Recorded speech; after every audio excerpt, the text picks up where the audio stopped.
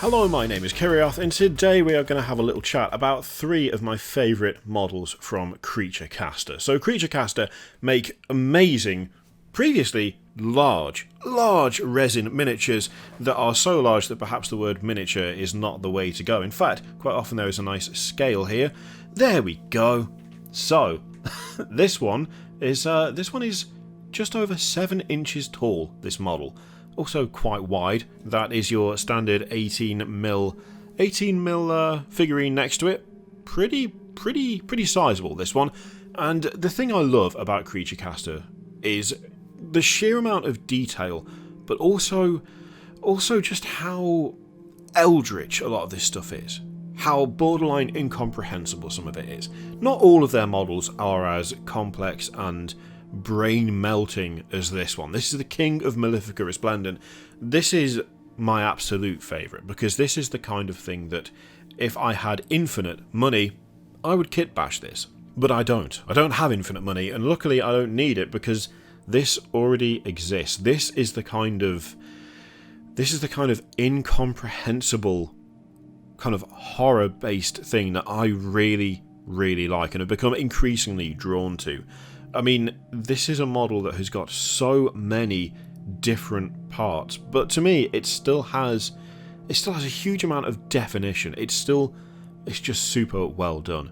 You've got a strange mix of almost natural looking arms, but also far too many legs that are also mouths that are connected to tentacles that are also sprouting wings. There's just so much going on. It is incredibly busy, but it's busy in an incomprehensible way, almost. This is the kind of thing that when Lovecraft goes off on one and starts talking about how it was so horrible you could barely imagine it, and then just repeats that line ad nauseum, this is close to what I imagine when I hear descriptions of just things that should not be. Things that are too alien, too demonic, too weird for the human mind to really grasp onto. This is the kind of thing that I envision, and that's why I like it so much. It is very over the top. It is very excessive. It is extremely busy. There's lots of little details all over. So many teeth, so many eyes. Just the overall pose is almost hard to properly make out, but I love it because of that. There's an alternate head as well, with a nice kind of bird thing going on. And again, with it not painted, you can actually see a little bit more in terms of the way it's laid out. You've got a big pillar there at the back. There's a lot of kind of energy swirl at the back of it as well, which, I don't know, it just enhances it for me. It's a super well done model. This, I feel, is something you would have to paint in sub-assemblies, because how the hell would you even go about getting into some of the detail otherwise?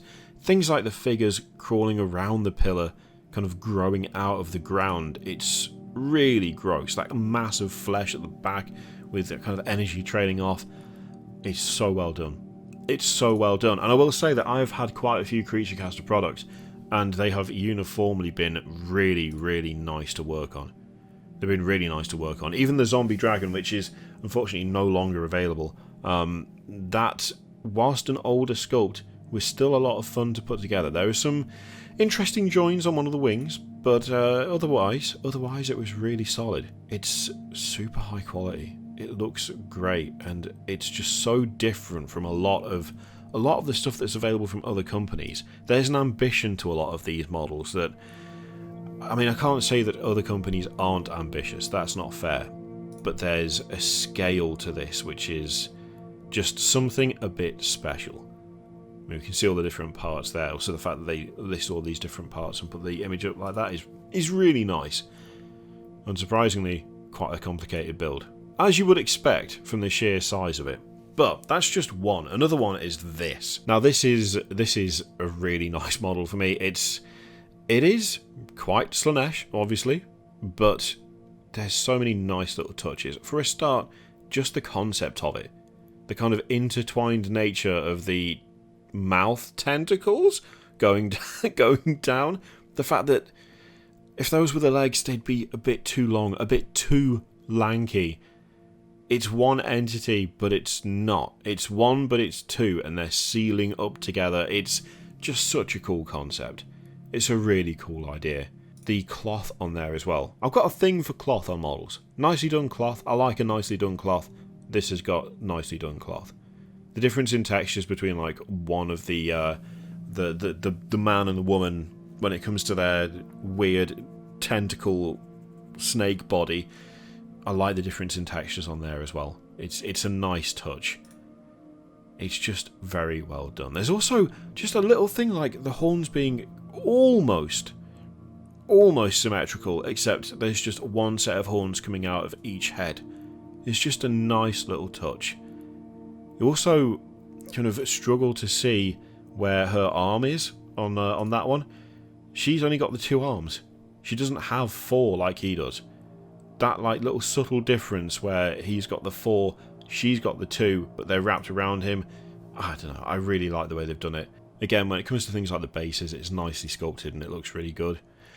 It's just a super solid model. It really is. This would be a really cool proxy for like a Keeper of Secrets for sure. I would happily play someone who was using this, and I really want to paint it. It looks so good. Now, we also have the Queen of Malefica, which is similar to the King of Malefica, but slightly different. Similar kind of busyness in a way. So if we go back to this, it's a very similar concept, but the use of repeated patterns and stuff on this is so nice. It's so well done. Again, super detailed. There's a huge amount going on. It's very busy, but again, I find myself not caring that it's super busy, because all of those little details add up to just create something like extra special. Things like the cloth being over the wings, I really enjoy. I really like that. It's such a nice detail that they didn't have to put in. There's enough going on that the wings could have just been there, but the cloth being on there, being draped over, it adds something to it. It really does. The lines of text going across the throne as well. I mean, I say throne. Is it even really a throne? Is it more just a construct that is like attached to the body? There's just so many questions about how it fits together, how it works, what's connected to what and why. I love the fact that those exist as questions. It's extremely complex, but it just all works together. It works as something kind of inhuman and indecipherable, but at the same time, even amongst all of the, not even chaos, because there is like an order to it. There might be kind of random growths of eyes and tentacles and like kind of those extra bits of detail everywhere, but the actual patterns, it's not all that chaotic. It is possible to follow it. Then in the middle of all of that, you've got something that's almost human, but not quite. Things like the arms holding some of the stuff like the staff, not being attached to the person, but being attached to the throne they're sat on. It's such a nice touch. It really is. It's just layer upon layer of change and insanity. It's so nicely done. So nicely done. Ah, and of course, a considerable number of pieces. Once again, unsurprising because of how big a model it is. Do we have a scale for this one? We don't, do we? I mean, even that at the back of it, the bits with the eyes and the patterns, looks like it could be made of metal or stone, but there's tentacles and just growth coming off it. It's so well done. It's so well done, and I think that's the same for. I mean, even the Suzerain and Desire twins, also pretty tall, and in a lot of different parts. Yeah, there's something about Creature Caster models that they just have this innate quality to me that is unique to them. There's a vision there that I just don't see from other companies in the same way. I mean, it's unfair to say that other companies lack vision. That's entirely inaccurate, but it's just the interpretation of stuff and the kind of the scale that they're prepared to go to at Creature Caster that I don't know, it just stands out to me as being something a bit different, you know? Anyway, if you've not heard of Creature Caster, then I suggest you go and take a look at their stuff. They're a good company. They make some really nice models, some really high quality models. I've got a few myself. Yeah, I enjoy what they do a lot. And every visit to their store, whenever there's something new, I'm like, oh no, self-control time. Let's try and be sensible, shall we? Don't always succeed, but then again, it's just part of liking miniatures, isn't it? Anyway, let me know what you think of those in the comments down below. If you've got any experience with Creature Caster yourself, then do share that experience with others so that people have got a good idea as to what they might be signing up for if they decide to take the plunge on something big and chunky like this. In the meantime, feel free to click all the things, Patreon, video, subscribe, all that stuff. Click if you like, don't click if you don't want to. And as always, there's an affiliate link in the description down below which you can use to support the channel if you would like. I leave it in your capable hands. Thank you very much for watching. I'll see you next time.